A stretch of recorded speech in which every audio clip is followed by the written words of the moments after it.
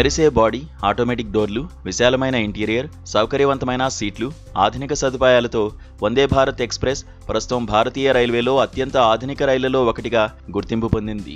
తక్కువ సమయంలో గమ్యస్థానానికి చేరుకోవడం, వేగవంతమైన ప్రయాణం, విమాన ప్రయాణాన్ని తలపించే సౌకర్యాలు ఉండడంతో ఈ రైలు ప్రయాణికుల నుంచి మంచి ఆదరణ పొందుతోంది. అయితే వందే భారత్ రైలు గురించి తరచూ వినిపించే ఒక ప్రశ్న ఏమిటంటే, ఇది నిజంగానే బుల్లెట్ రైళ్లలో ఉపయోగించే సాంకేతికతతో తయారు చేశారా, లేక పాత రైళ్లకు ఆధునిక రూపు మాత్రమే ఇచ్చారా అనేది. అదేమిటో చూస్తే మతిపోవడం ఖాయం.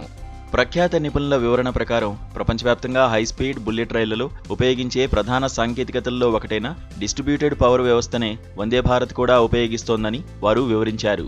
వారు చెప్పిన ప్రకారం వందే భారత్ను సాధారణ ప్రయాణికుల రైలుగా చూడకూడదు. ఇది ట్రైన్ సెట్ అనే ప్రత్యేక డిజైన్తో రూపొందించారు. సాంప్రదాయ రైళ్లలో ఒక చివర ఇంజిన్ ఉండి అదే మొత్తం రైలును లాగుతుంది. కానీ వందే భారత్లో శక్తి ఒకే ఇంజిన్పై ఆధారపడదు.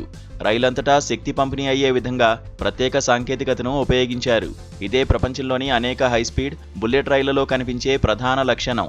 సాంప్రదాయ రైళ్లలో మొత్తం రైలును ఒకే లోకోమోటివ్ నడిపిస్తుంది.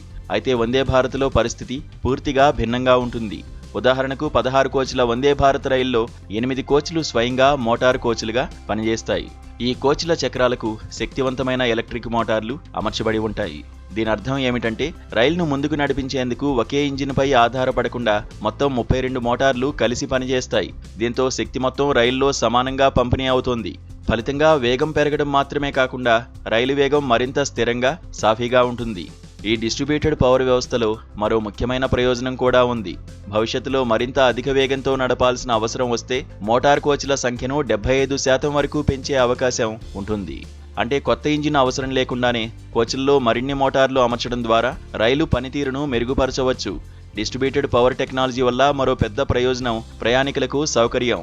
సాంప్రదాయ రైళ్లలో ఒకే ఇంజిన్ అనేక కోచ్లను లాగడం వల్ల కోచ్ల మధ్య ఉన్న కప్లింగ్లపై ఎక్కువ ఒత్తిడి పడుతుంది. దీన్ని సాంకేతికంగా కప్లర్ ఫోర్స్ అని పిలుస్తారు.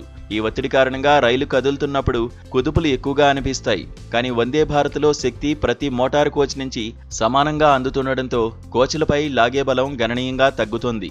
అందువల్ల ప్రయాణం చాలా సాఫీగా సాగుతోంది.